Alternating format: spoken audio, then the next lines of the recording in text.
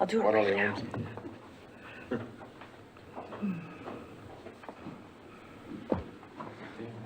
We're good? 4:40. The June 17th, 2024 Planning and Zoning Commission of the City of Hayden is now called to order. Yeah.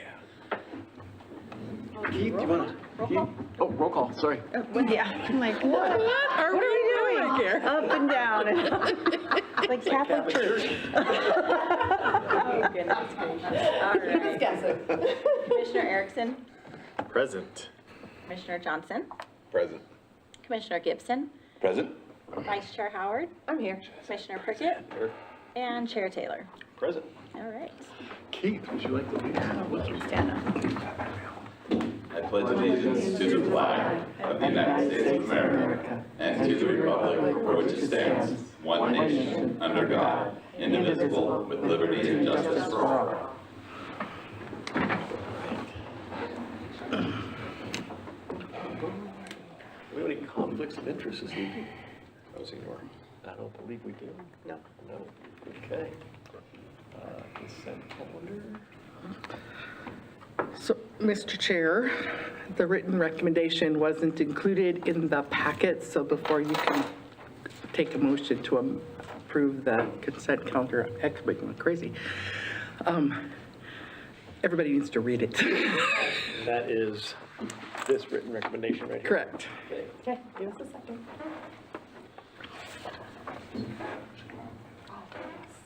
Can I do a pop-up picture or something? Yes.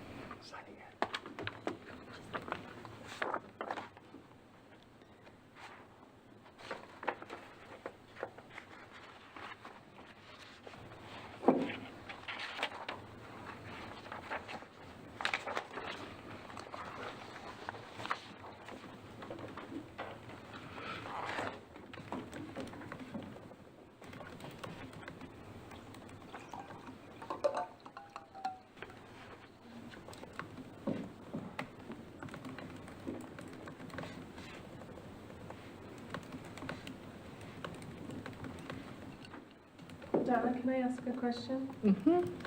In the additional possible conditions, the B, explain the B to me. Please, it's on the last page, right above the signature block.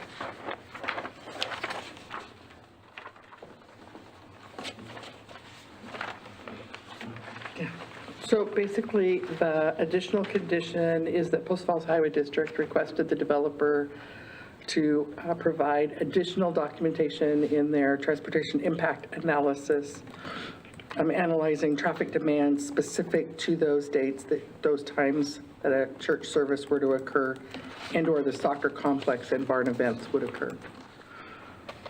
So I don't remember the soccer complex or barn events. It's because they were future possible uses. We were. Okay. And does that mean that they're they're being asked I thought to, the same thing.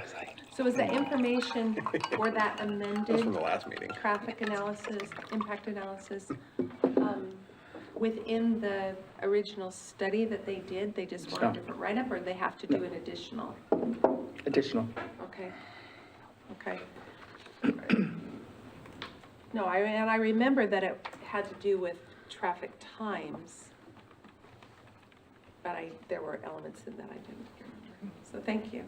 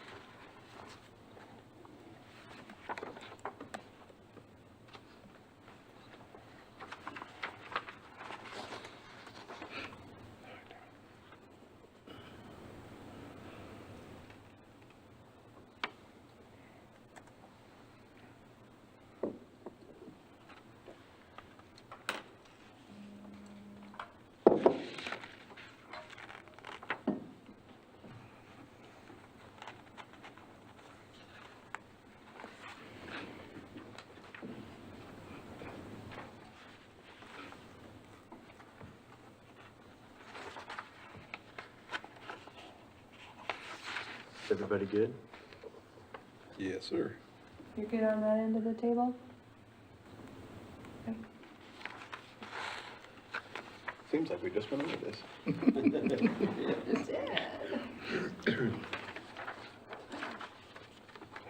I'd like to make a motion. sure. So I will make a motion that we approve the Planning and Zoning Commission meeting minutes from May 20? June, I like June that. 10th. That date seems wrong. June 10th? Yeah, but am I on the wrong place? Yep. I'm on the wrong place on my thing. Okay, from the June 10th, 2024 meeting, including the written recommendations for the annexation and zone designation change in the future land use map. I'll second that. Okay. Commissioner Erickson? Aye. Commissioner Johnston? Aye. Chair Taylor? Aye. Vice Chair Howard? Yes. Commissioner Prickett? Aye. Commissioner Gibson? Aye. Dan thought that he heard us to say that she were going to sign it and send it. We're working on old business now? Donna, we have a workshop? Yes, we do. Abby's out, I don't know. Let's have some kind of material handouts in front of you as well.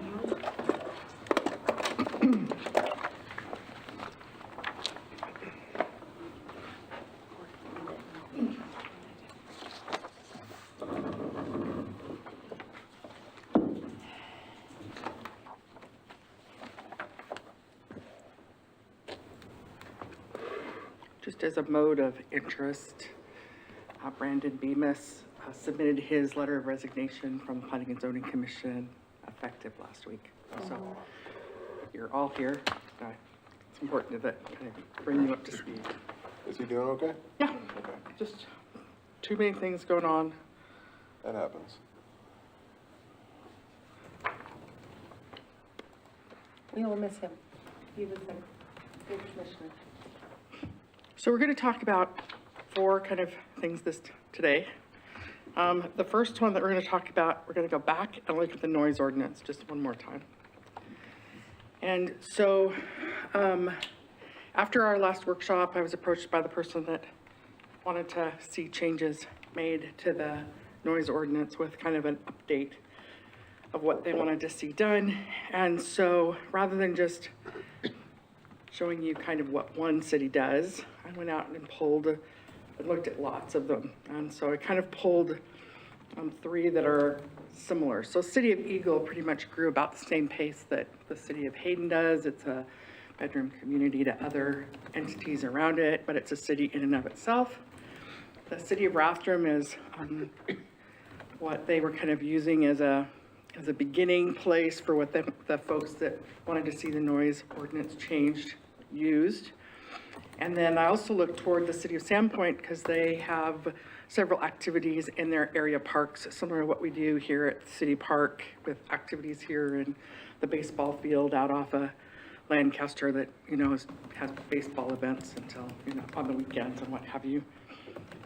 And do a comparable. So I believe that in your packet, you actually have the comparison verbiage of all of those codes.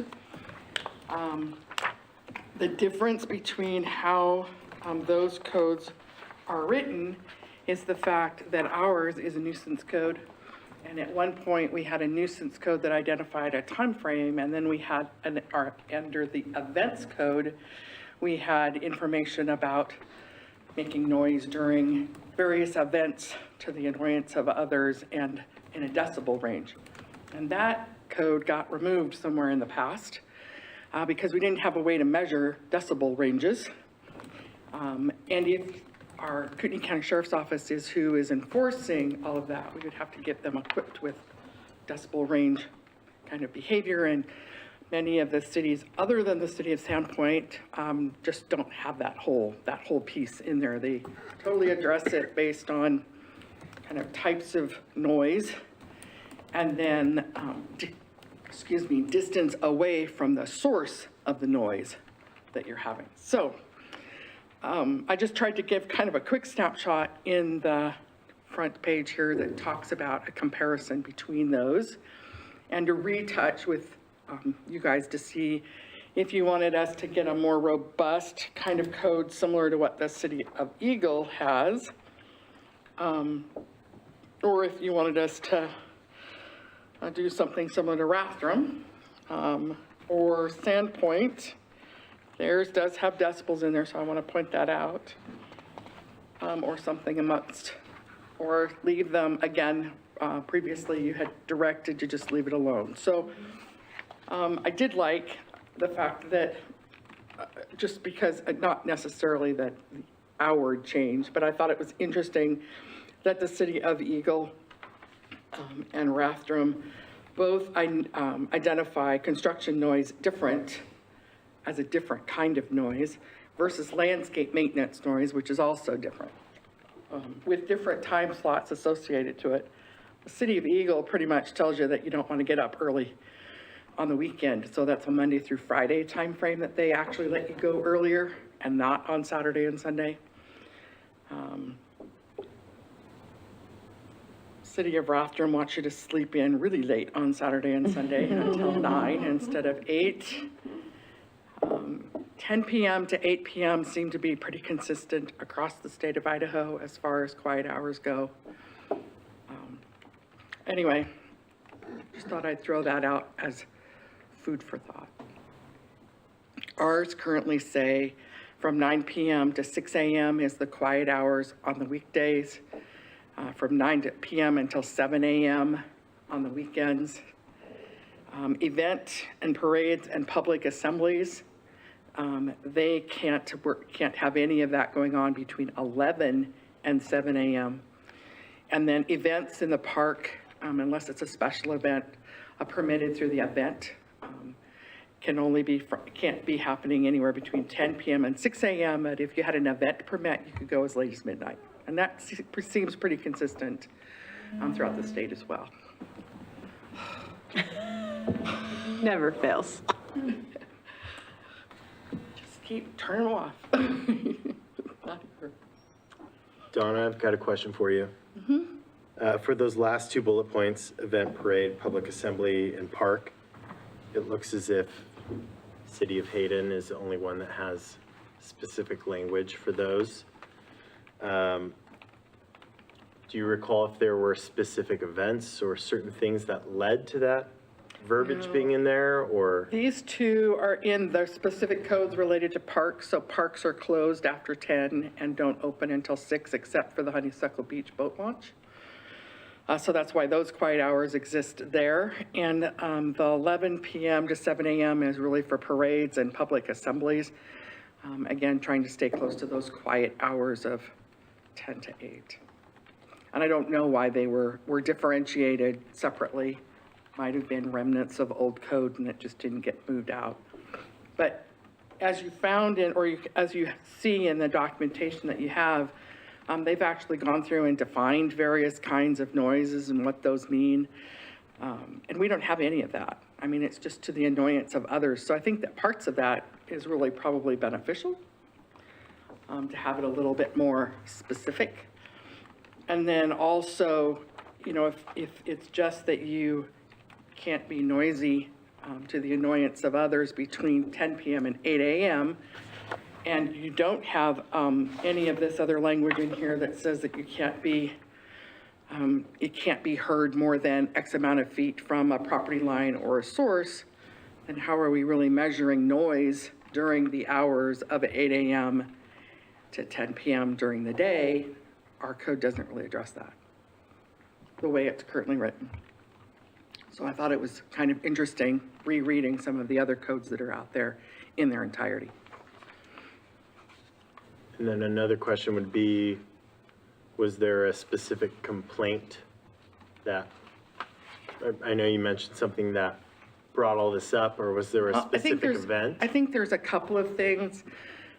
As development develops near existing neighborhoods, you've got lumber, that all the trees are being cut down, so you're listening to people all those trees being harvested, so you've got all of that lumber noise happening.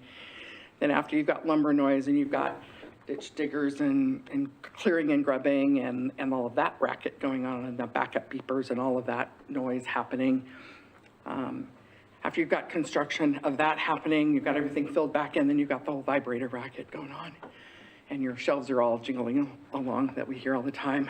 And then you have the vertical construction going in, and we get complaints about, you know, they're out there hammering and nailing and dropping stuff and making loud noises before the 6 a.m. number or the 7 a.m. number on the weekends. So it's really the construction piece. And so then the concern was, as we were looking at the last one by Commissioner Bemis, was that if you narrow down the window of when you can do things to 9 a.m. on the weekends, which was what was proposed, to have your quiet hours between 7 p.m. and 9 a.m. on the weekends, when do you mow the lawn if you don't have that differentiated from the normal annoyance of others? So that's where the landscaping piece, and I found it very interesting that it was specific in the city of Eagle that they brought up landscaping being different. And there is an actual piece that Rathdrum talks about it as well. And I hadn't really thought about it, in all honesty, but,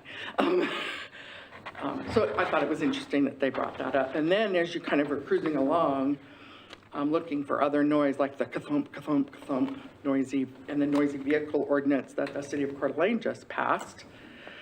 That's all talking about, you know, how many feet you are from the person that's making the noise in the right-of-way, or you've got a portable boom box or some other portable announcing booth or whatever, then how far away are you from the source that's making the racket comes into play, as is the city of Sandpoint.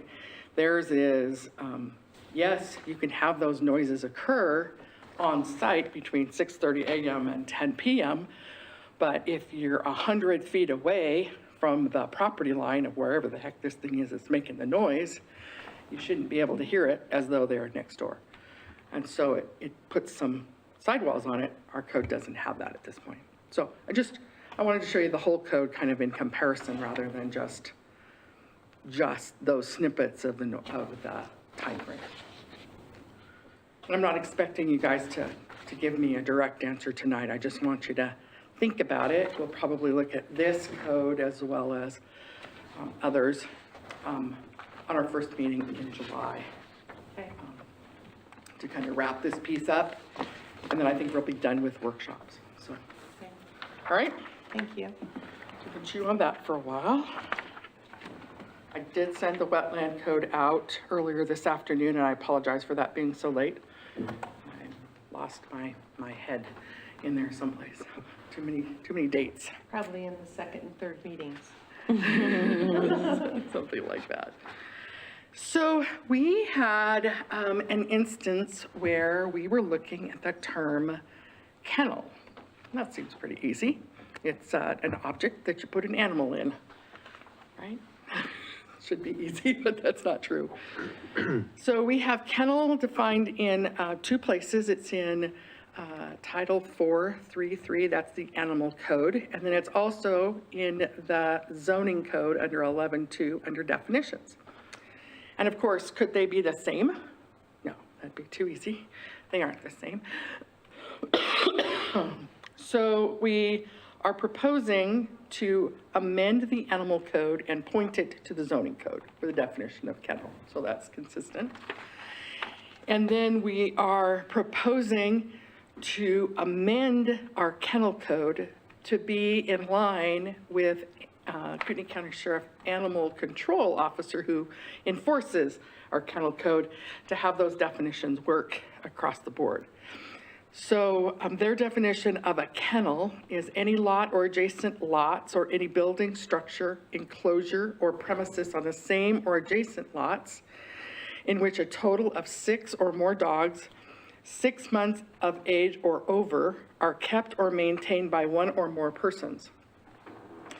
This term shall not include a vet hospital, office, or clinic operated by a veterinarian licensed by the state of Idaho. Okay? And then, of course, that's kind of the broad definition. So then we have to hone in on 3 more definitions: a commercial kennel, a private kennel, and a residential kennel. So a kennel commercial is any premises or portion thereof which includes one or more of the following activities: breeding for sale of more than 2 litters each year. So you're kind of having puppies or cats, right? Exactly. Offering a service for compensation in conjunction with the operation of the kennel, including but not limited to the business of boarding, breeding, buying, letting for hire, or training for a fee on which cats and or dogs are maintained, harbored, possessed, fostered, boarded, bred, or cared for, commercial grooming and similar accessory uses. Or raising of competition dogs for purposes of compensation, like greyhound racing, sled dog racing, dog pulls, or any other events. Or any pet shop regularly selling dogs. So the reason for part of the way this is specifically written by the Kootenai County Sheriff's Office has to do with vaccinations and whether or not dogs have been vaccinated or not vaccinated. So that's part of the conversation in a vet's office. Those dogs are generally in there for some kind of a medical condition. It's not long-term, it's overnight for the medical use. It's very accessory to the use. In other cases, you want them to be ensure that if you're kenneling your dog, that it's with other dogs that have been vaccinated. So this helps keep that whole vaccination and licensing piece all working together. So then kennel private is any premises or portion thereof at which cats, dogs, and small household domestic animals, as outlined in subsection 436A1 and A2 of this code, are kept by a private citizen. I'm going to come back to that one, because we're going to come back to that one. And then kennel residential is any premises or portion thereof at which cats and dogs and small household domestic animals, as outlined in 436 of this code, are maintained, harbored, fostered, or cared for as part of a rescue operation without compensation, also known as residential pet rescues. And no more than 15 animals in total may be living and or fostered on site at any one point in time. This includes the resident animals and the rescued animals in combination. So that definition is not changing. That's a definition we already had in the code. So in your packet, I had Shannon print off 436, just so you can kind of see how the animal code is written.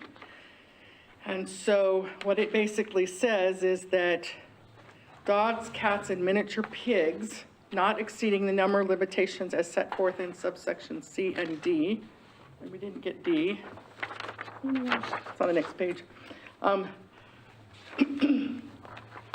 this section. So if you go to C, it identifies that it shall be unlawful for any household in a detached single family. There's also multifamily in here, but if you go down to the second sentence, it says each household in a detached single family dwelling shall keep no more than 7 animals permitted pursuant to subsections A1 and A2 of this section, but not more than 3 of any species shall be allowed within such limitation, except that a litter of pups, kittens, or other young animals may be kept for a period of time not exceeding 5 months from birth. And you can have 1 miniature pig that doesn't exceed 150 pounds per detached single-family dwelling.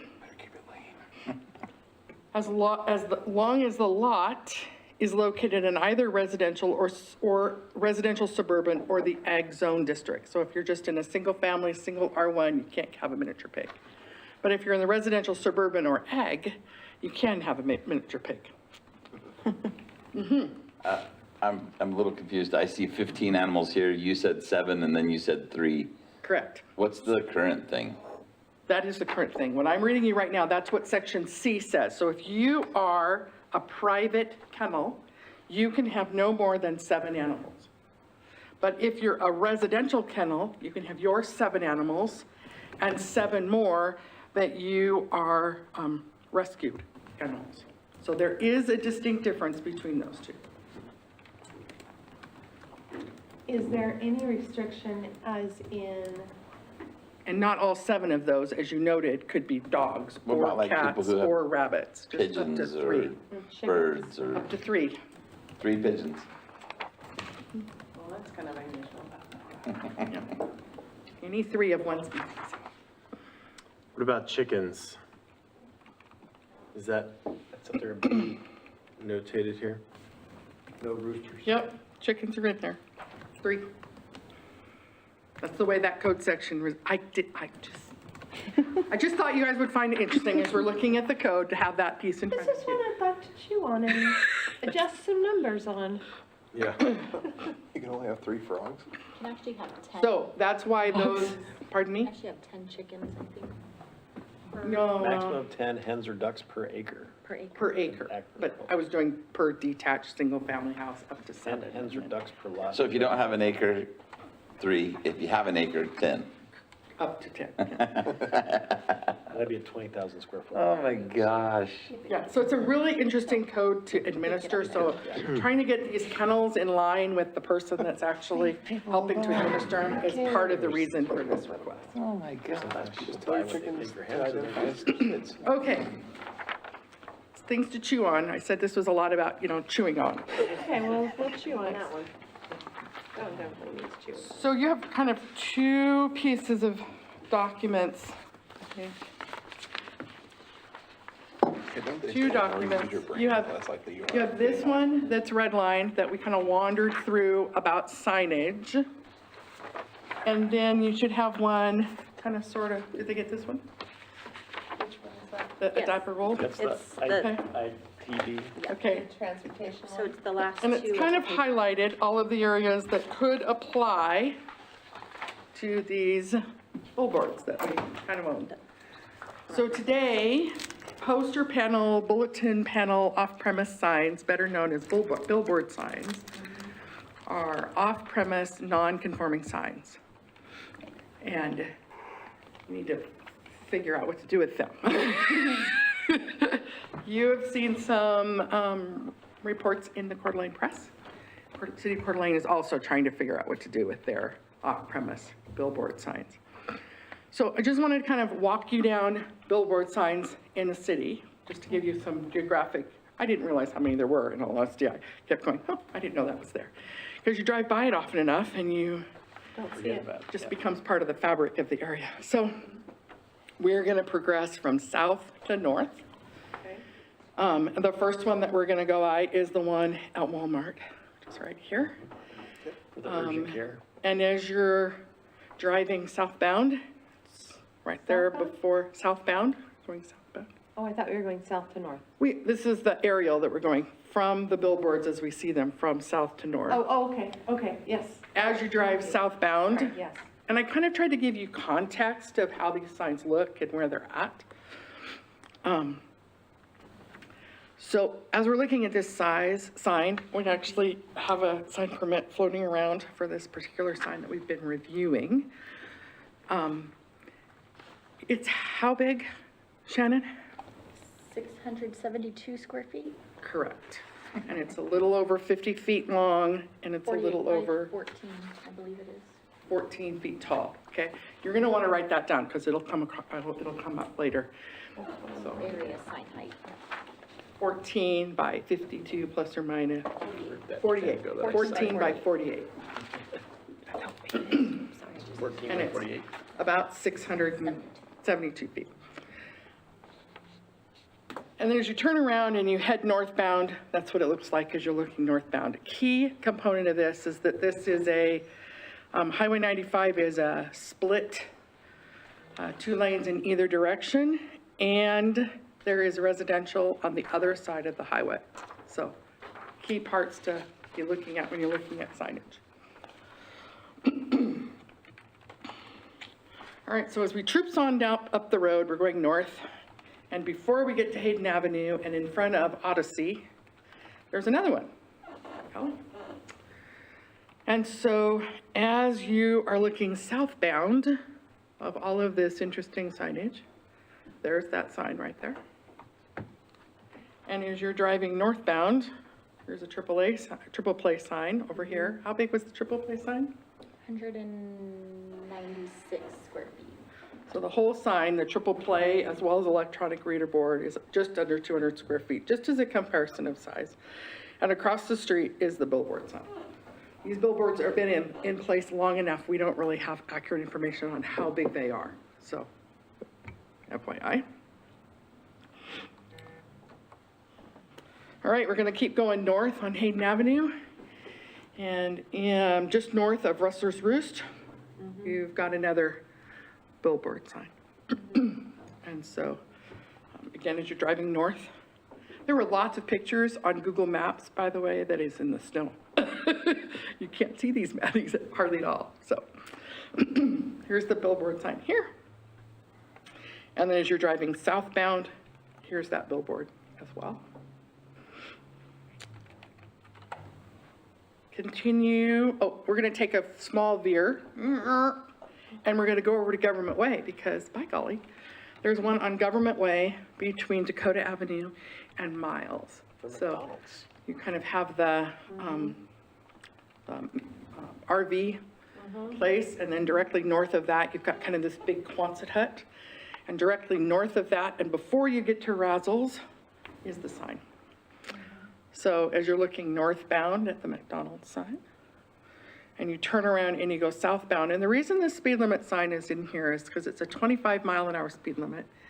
And generally, as your speed limits go lower, your signs get smaller. So this is definitely a remnant of when Government Way was Highway 95.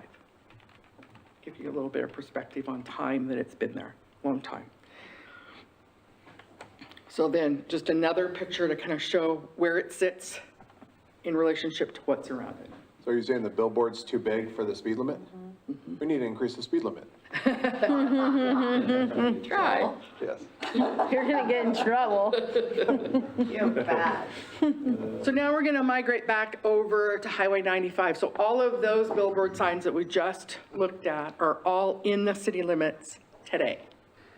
Now we're gonna look at 2 more that are outside the city limits but our city limits literally is right here.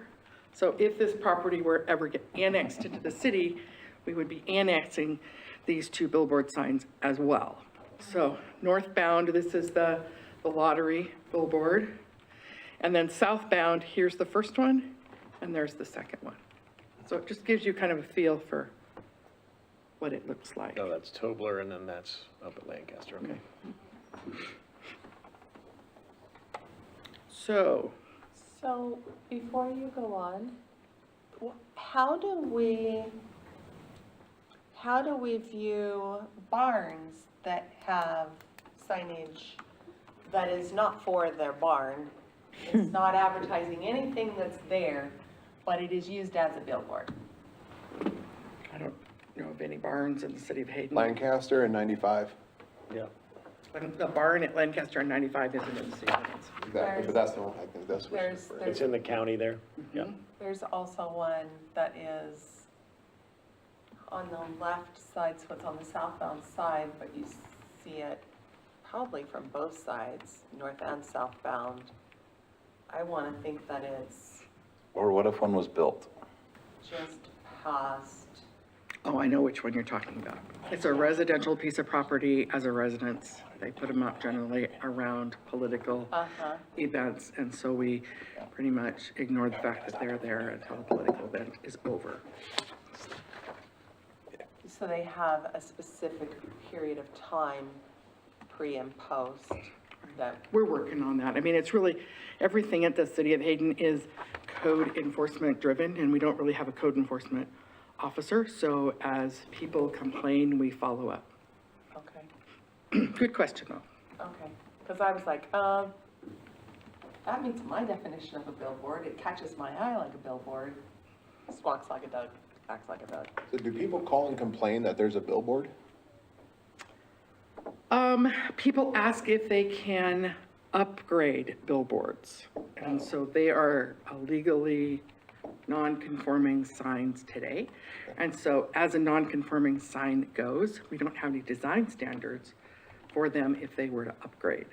So they can change their face type, they can convert from paper to electronic message board signs. And I don't have a way to say, turn down your lights because you're adjacent to the residential, because I don't have any design standards because they're non-conforming. And so we're kind of at a point, and I think Coeur d'Alene is the same way, where we need to recognize that we own them and then figure out how to make them safe and not hazardous to drivers as well as to neighbors that are nearby. Okay, so all the billboard signs are owned by the city of Hayden? No, none of them are owned by the city of Hayden. Meaning that are in the city limits, we own them. We own as in regulating. Correct. Should be regulating. Correct, except those 2 that are in the county that if we were to annex, we would. And they're no longer allowed, is that correct? Correct. They aren't allowed anywhere except where we say they can be allowed, so that's part of the question. So, what the code in front of you currently says that we've kind of thrown out, and I'm not married to this code, but that's part of the reason why we're back here again, is because I'm not married to this code, is we're saying that we want no new billboard signs in the city of Hayden except through the process of annexation. We're saying that the only places that we're really allowing billboards to be located is adjacent to Highway 95, again, because that's where your highest speeds are. It's 45 miles per hour throughout the city of Hayden. Yes? Did you put no new signs except your annexation, maybe reference the age of those signs so somebody doesn't put up a bunch of billboards right before they decide to be annexed? Maybe. It's a good idea. Just, Jeez. But how can you do that if it's not in, I guess you could say, go to the county and tell the county to do it? no, if it's less than a year old, you gotta take it down if you wanna be annexed in or something. I guess you could make that a condition of annexation too. You can make it a condition of annexation. Okay. So then, if we say that we're only allowing signage along Highway 95 in commercial and light industrial areas, what do we do with the sign on Government Way? It's non-conforming. If they remove it, they can move it to a location on Highway 95. I am totally up for suggestions on what might be a good solution to the billboard that exists on Government Way.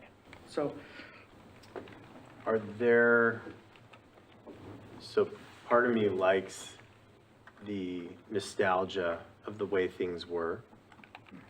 And I think, but, well, I guess my question is, are there complaints that there are billboards on, to that billboard specifically that have come in? so today that billboard is not a lit billboard. So are there complaints today about that billboard? No. Are there going to be complaints in the future if that billboard converts to an electronic message center and is well lit up and has residential folks immediately to the east? Probably.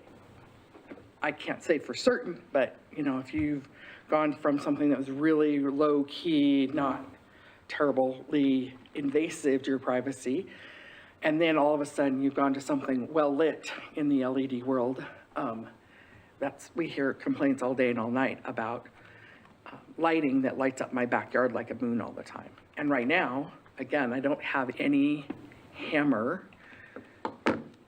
They get to change their face, and they can change it from paper to an electronic message center, and I don't have any standards that would tell them otherwise because it's non-conforming.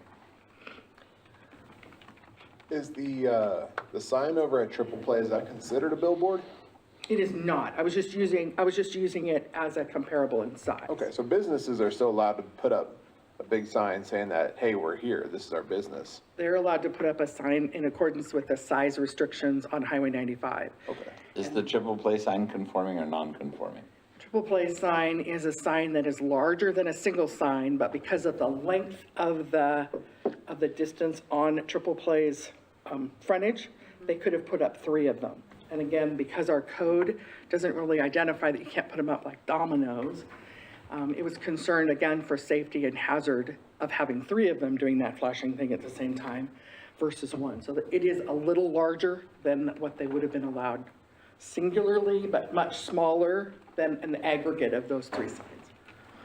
So are we trying to create a regulation that if somebody has a property that has frontage along the highway, we won't allow them to build a billboard and have that revenue coming in as a private citizen? Mm-hmm. Are we trying to say that we don't want that in Hayden at all anymore? Or? I don't know. I can tell you right now, it's not allowed anymore. So if somebody came in tomorrow and said, I want to put a billboard up, the answer would be no. And that's been that way since over 20 years. So when you're saying moving the sign on North Government Way, it can't be moved?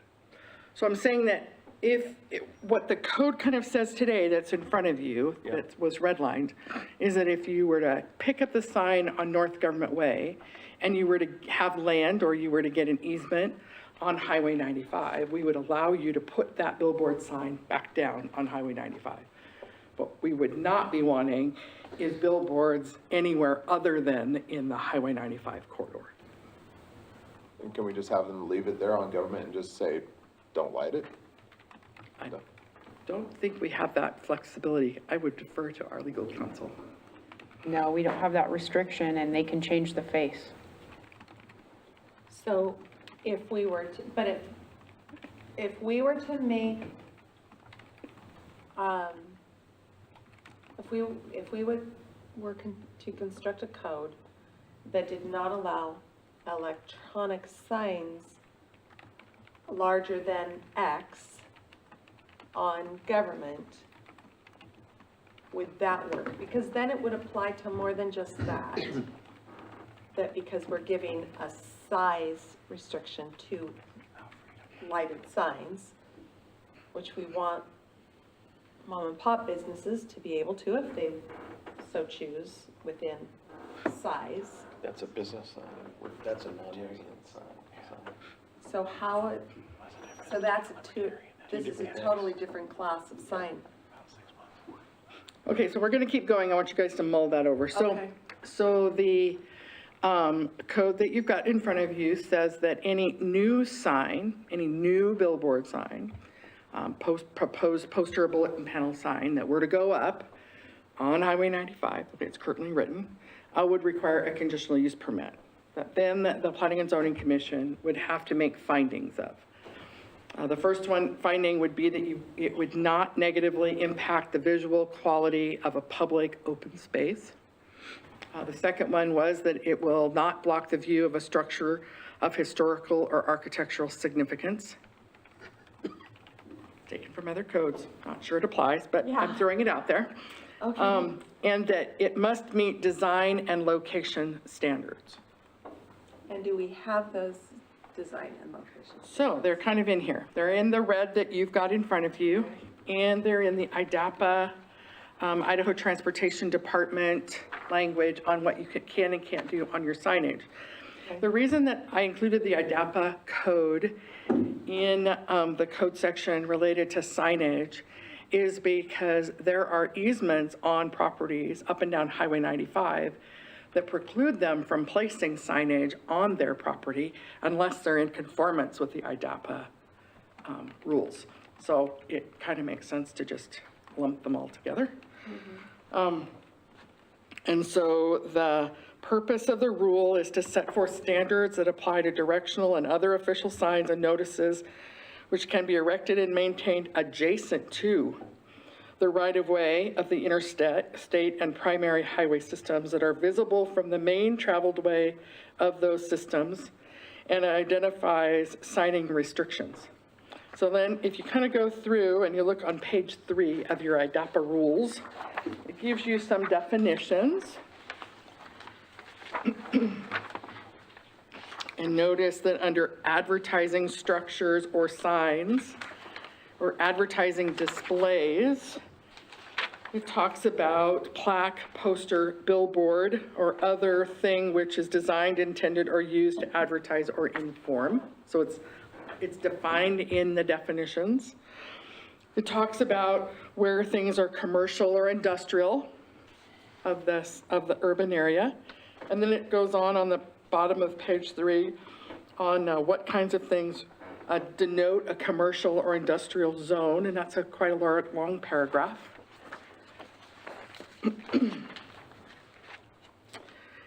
Toward the middle or the bottom end of it, it says, for the purpose of this rule, areas abutting interstate and primary highways of the state, which are zoned commercial or industrial by counties and municipalities, are to be valid as commercial or industrial zones only as to the portions actually used for commerce or industrial purposes, and the land along the highway in urban areas for a distance of 600 feet immediately abutting the area of the use, and does not include areas so zoned in anticipation of such uses. So they're saying that basically a 600-foot swath adjacent to the right-of-way is looked at under a commercial or light industrial land use, and how that applies to the signage that would be allowed. So they have a pretty hefty kind of conversation in how part of these signs either stay up, are refurbished, or maintained. So then they talk about maintenance of those billboard signs in here. It identifies a freeway as being 4 or more lanes for through traffic that's divided, which is what Highway 95 is. Talks about what makes a grandfathered sign, and what the difference is between customary maintenance versus maintenance. And then it talks about multiple message signs as well. So I'm not going to read all of that, but I highlighted everything that could be attached to the billboard conversation that we're talking about, and the requirements that these have to meet in order to meet the IDAPA rules annually. So not only do they have to meet our requirements, that they also have to meet the state's requirements. So we're trying to create an ordinance that does not conflict with identity. Okay.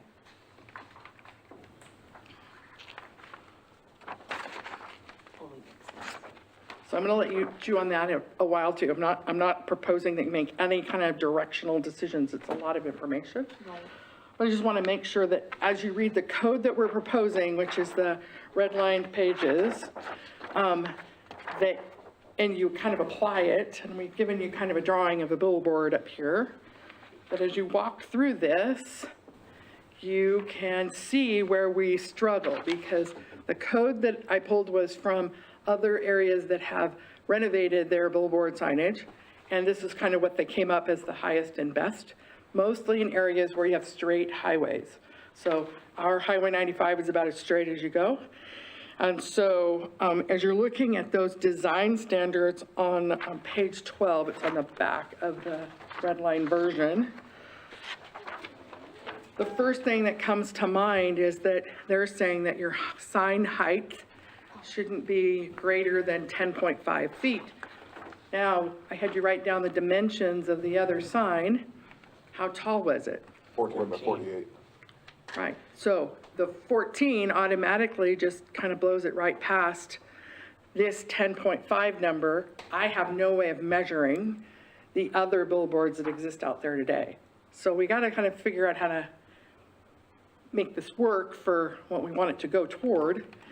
And then the IDAPA rules identify that the length of the sign can't be more than 50 feet. And if you took a 50-foot length sign by a 10.5-foot sign, you're at over 500 square feet right out of the gates. But as you go on down on the design standards, it identifies that the sign area shall not exceed 248 square feet for a poster panel or 378 square feet for a bulletin panel. And how big was the Walmart sign? 672. Yeah. So the measurements don't work right away if you want to keep those same sizes for new signage. Maybe you are able to keep a billboard sign, but you still want it that big, or do you want them to convert it when they go to the EMC messaging, changing the face type to a smaller sign? I don't know. I'm just trying to figure out, a path forward to make sense. No, it's a good conversation.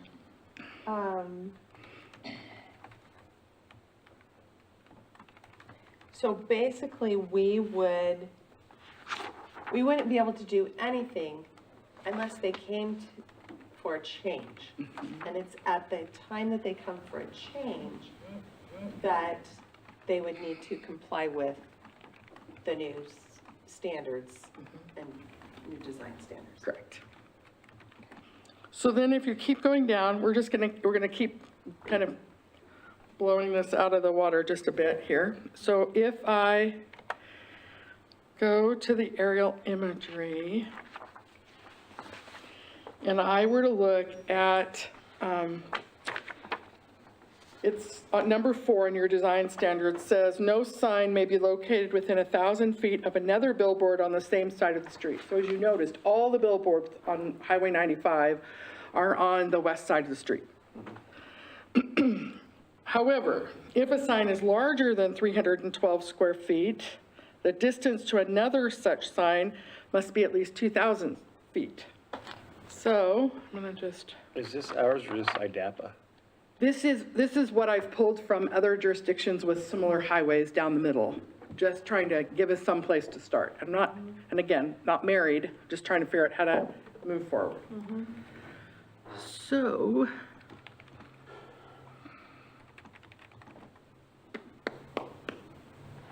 I go from my Walmart sign, which is like here, to my Odyssey sign, which is like there.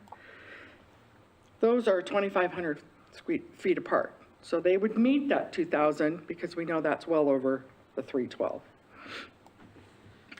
if I go up here, and again, I don't know how big these signs are, so it's important to note that. And I go up here, it's only 1,400 feet. And if both of those signs, if both of those signs are greater than 312 feet, which I believe they are, then they don't meet the distance that's identified here either. It's important to note that these distances that were proposed by this entity are longer apart than what was proposed in IDAPA, because you can be more restrictive than IDAPA, but you can't be less restrictive than IDAPA. So that's why we're using this packet to kind of as, don't exceed. Correct. And then if you go up here to these two signs, they're less than 1,000 feet apart.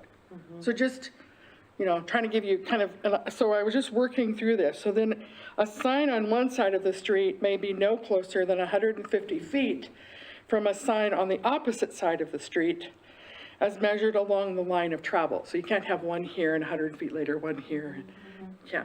So as you're thinking about moving that sign from Government Way, if they were to pick a location on the opposite side of the street from one of these that's on this side, it's saying they have to be more than 150 feet apart. And then at any street intersection, there may be no more than 496 square feet of billboard sign area within 250 feet measured from the street corner curbs. So if you had a sign on this corner and one on that corner of the same street, then, facing, different directions, okay? Then they can't be more than 496 feet, while the one on Walmart just wiped out any signage on the other side of the street. Back bracing is prohibited, so it can't have that drive-in feel of a drive-in movie where you have back bracing holding it up. And the view of the sign should be unobstructed for 250 feet along the line of travel. So that is, again, trying not to get them so that they're in that domino feel with other signage. So you might have a billboard sign, and then you might have other signage that's either in front of it or behind it, but you have to have line of sight that you can still see it. So would that mean, let's just take the one there at Walmart. So you have the billboard here, and then you have Walmart signage at the front of their building and on the side of their building. Is that what we're talking about? Right, we're talking about a little bit like that, and then if you go back to,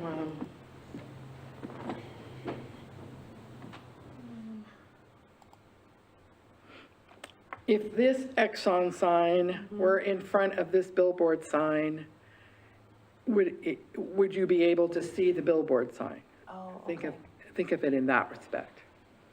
Okay. There is a Maverick sign in front of that. It's the same size as the Exxon sign. Potentially, I just couldn't get in front of it, but yeah. If you can't see it, your line of sight doesn't work. And you've just got sign pollution, which is terrible too. And then we have this electronic message center sign. That's what we kind of use for our electronic message center signage that's kind of highlighted. And the point is you don't want it to be a movie that's going on with constant motion in it. You want it to be static, so you'll see an image and then you'll see another image. People tend to get entranced with movies, and they watch movies and they don't watch where they're driving, which is not helpful. And then you can't have it have flashy red lights or anything that looks like a safety vehicle. That's a noni-noni. Setbacks of the signage have to apply as well in accordance with all the other signage. I'm not sure how to marry our existing signs or the direction that the Planning and Zoning Commission and or City Council want to go with future billboard signs, or how to transition where we are to where we want to get to. So I really want you guys to chew on it a while. And if you have some ideas on what you want this code to look like, you can always shoot them to me and we can bring it forward at the next meeting. I love billboards. I think they should be more creative, the better. Like have the lard lad holding the donut or something, or the Marlboro cowboy. Bring in some Americana. Something nice to look at instead of your, the car in front of you is bumper. This is true.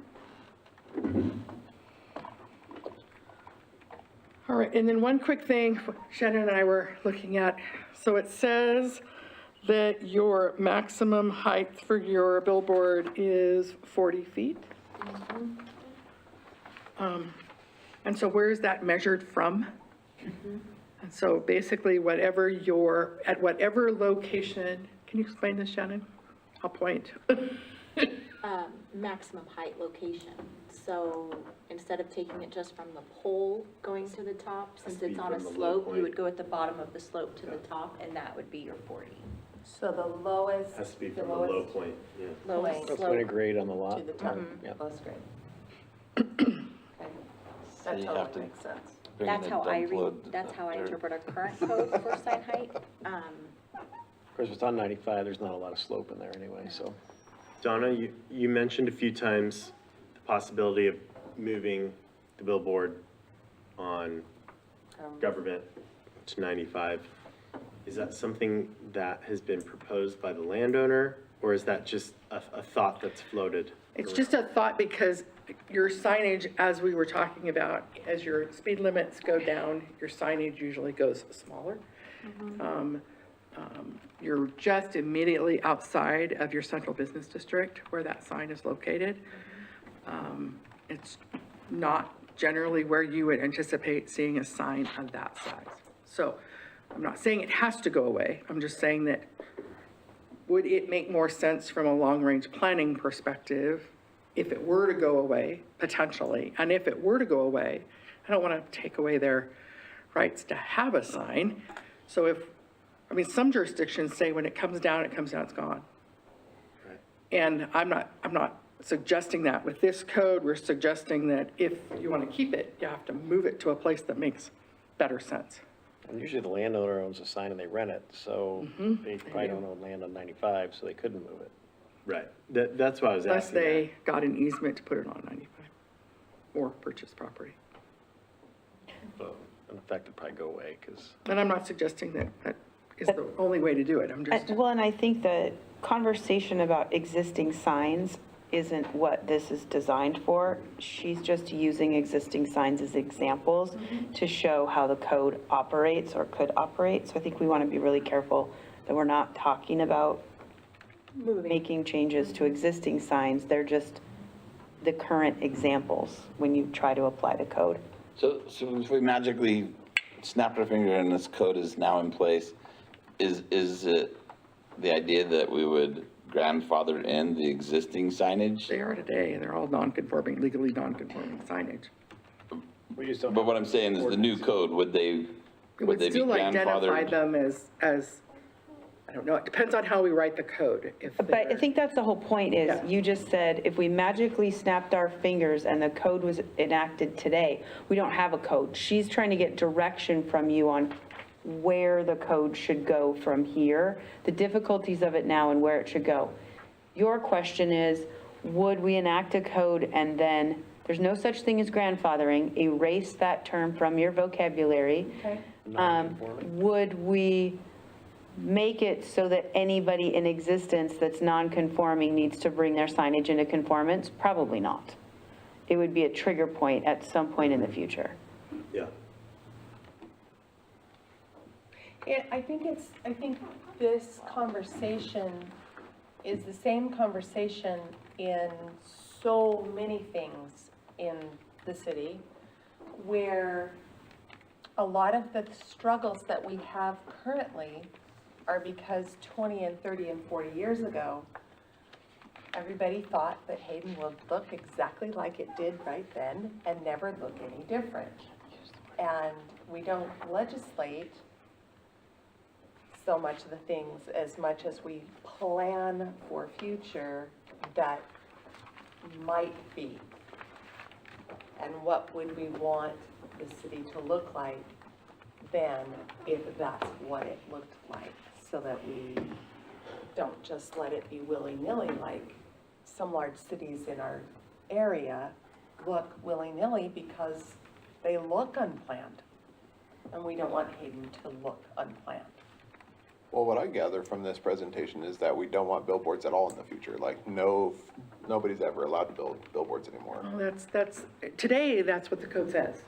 Today, the code says they're non-conforming, and if they get to a point of disrepair and you're unable to repair them, then they will come down and they'll stay down. I'm That's what sorry. today's code I says. mean, nobody's ever allowed to build any New future, ones. And any they're, new ones ever. and that's in today's code, because they're not identified, you can't build any new ones. In fact, Are they they're allowed in in the the county? prohibited signs today, They allowed in the county? yes. So that's how we have the ones that were in areas before they were annexed in. Hey, One Place Church could build a big old one right on that little piece that comes down to Prairie.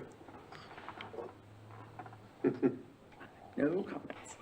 Well, and here's the thing too, do we include, is it a different conversation when we're talking about structures that have very large areas that face roads in the size that their signage could be, because they could easily be as big or larger? So we don't, it's a different There are no conversation, or we signs that have are no- even anywhere near this size, that are allowed anywhere in the city.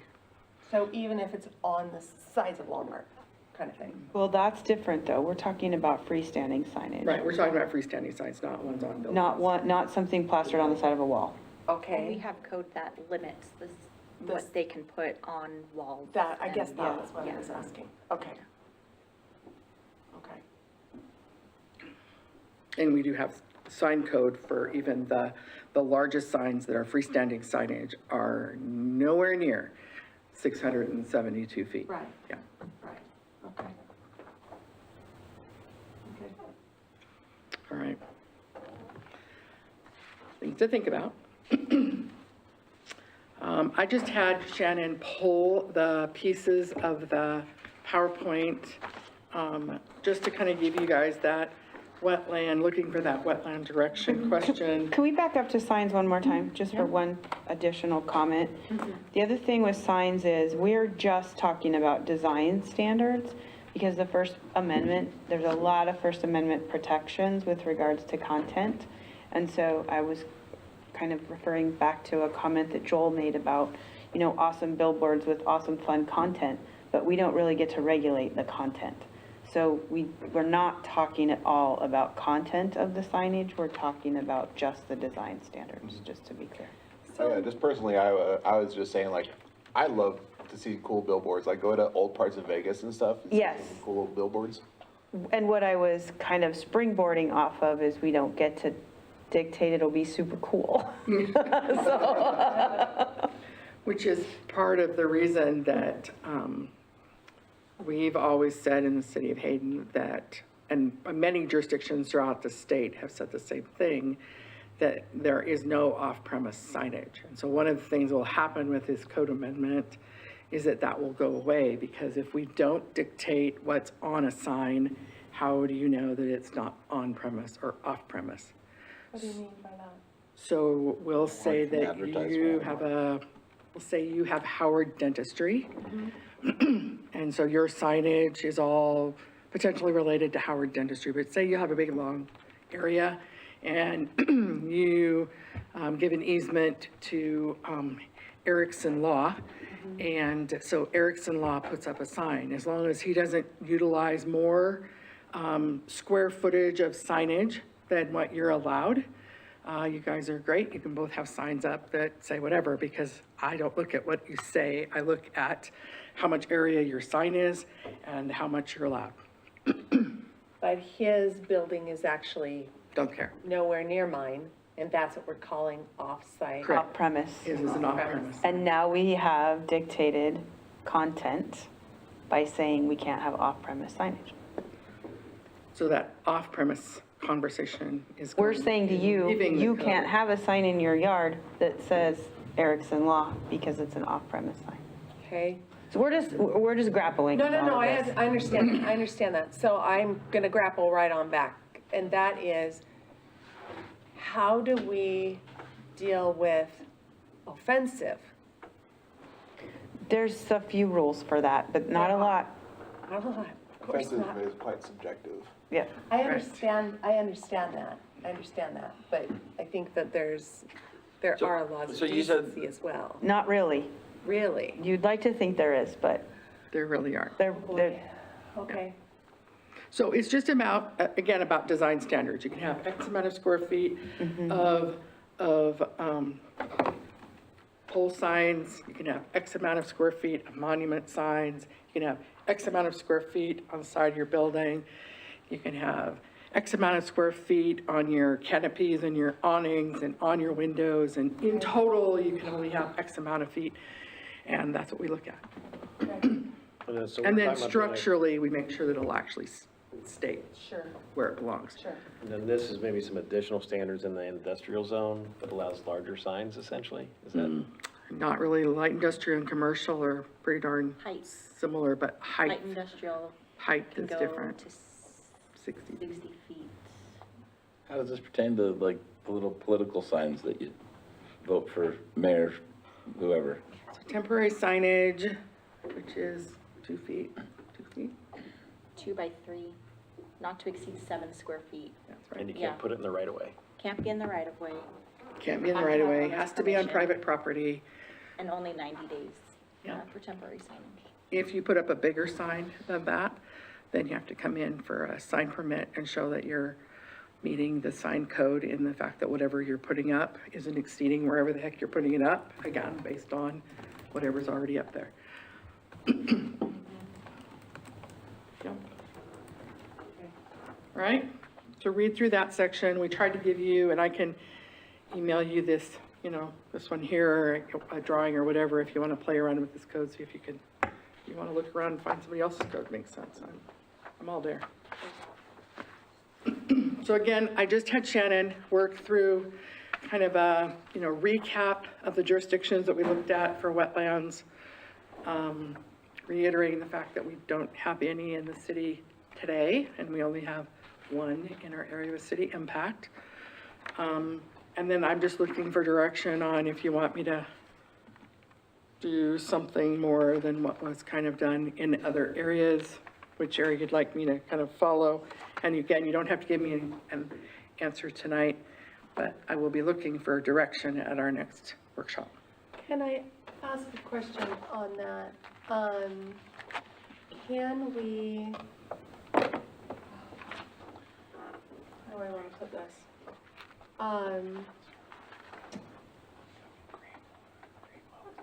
Because we don't have a wetlands expert on staff, it makes me nervous to have anything in our language at all, because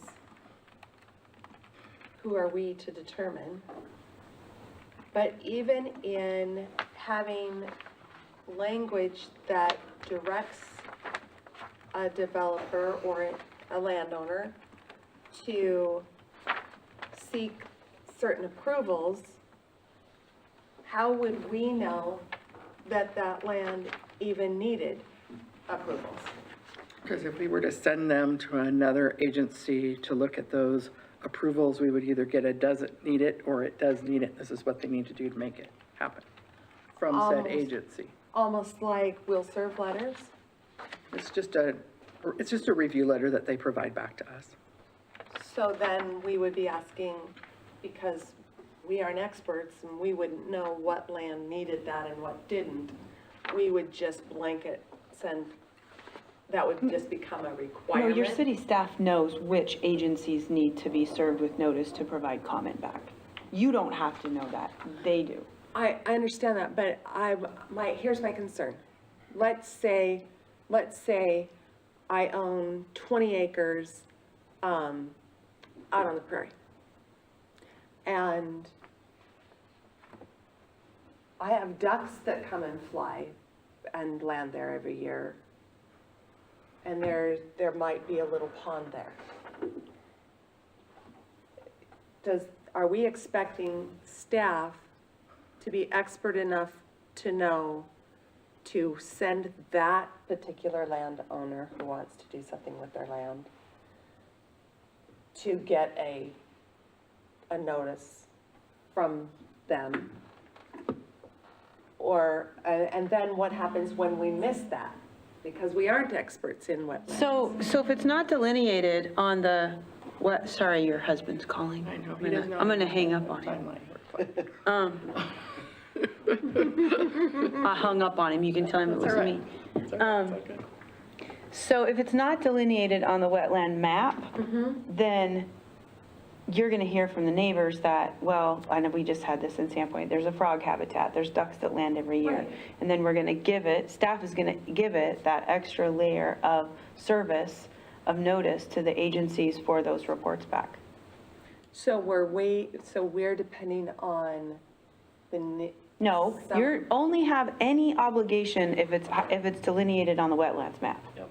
So Okay. first of all. Okay. It is not a wetland unless it's delineated as a wetland. Okay. Then, if other people surface and say, well, it should be on the map, and it's not on the map, and the ducks land there, and it's a duck habitat, and you hear about it, then they're gonna take that extra layer of precaution and get those agency responses back anyways. Okay. I'm just concerned about putting something in code that might backfire on the city because we aren't experts in that particular area. That's where my concern is. Your planner has there's a certain level of expectation that they will have a base level knowledge on when to send agency notices with a question of wetlands. Doesn't matter if it's Donna or somebody else. There is that requirement, even though we don't have a wetlands expert. Okay. And never will, because that would be a waste of money. Right, right, So, right. Okay. Okay, so, direction. At our next meeting, we're going to cover noise ordinances. I think we've killed kennel definitions, but I'll bring it back in case you guys want to see something different. We're going to beat up signage again. Try to make sure we can come up with something that makes sense, and then direction for wetlands. Okay. And then I think, keep your fingers crossed, I think that's the last workshop for you guys. When will that be? The first meeting in July. Oh, it'll be in July. Oh, what day would that be? I don't know. The first, July 1st. Do we still have another meeting again this month or no? Will there be a public hearing on the 1st? Is that a yes or a no? No. Just a workshop. I believe. I don't think there's anything public noticing. I hope not. Okay. Thank you. Okay. Donna. Yeah, you and your staff, I know you go through so much work just to get it to this. I appreciate you. Thank you. Yeah, thank you.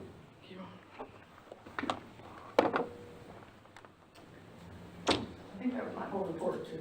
I would hope so. One Place Church goes to public hearing. With the council on their first meeting in July. July 9th. so please July make sure 9th. you're not having any conversations with anybody Please about don't that talk to anybody application. about anything. We're working through, I think, the final bits and pieces of some projects that will have public hearing probably, hopefully soon. I was hoping they'd come forward in July, but it's, Yeah, because you thought we were going to have quite a few in July, huh? yeah, we might get them the end of July or the 1st of August. Did council talk about them yet? Oh, no, No? they can't. No, I mean, they haven't met about it? No, that's the No. 9th. Oh, July 9th, got it. We will consolidate all of the comments that we get from the website on the goals, policies, and vision. Please use you go on the website for the City of Hayden, scroll all the way down at the bottom and click the box, and that's going to send you to all of the information. And there's a comment form, please fill it out. I'm telling that to the public more than to you guys, but we had a mediocre turnout on Thursday of last week. Thank you for those that participated. Lots of good conversation was had, and we got really good notes from the people that talked. Not so much people who actually wrote things down and provided comments. we did get the revision of that one comment that was handed to Chair Taylor, and that was added in. So we'll have all of that compiled. More than likely, well, we'll try for the first of July, but I make no promises. But if we get a really good turnout of folks on the web, that would be really helpful. Public asked for that, we'd like to see their comments How there. much longer do they have for comments on them?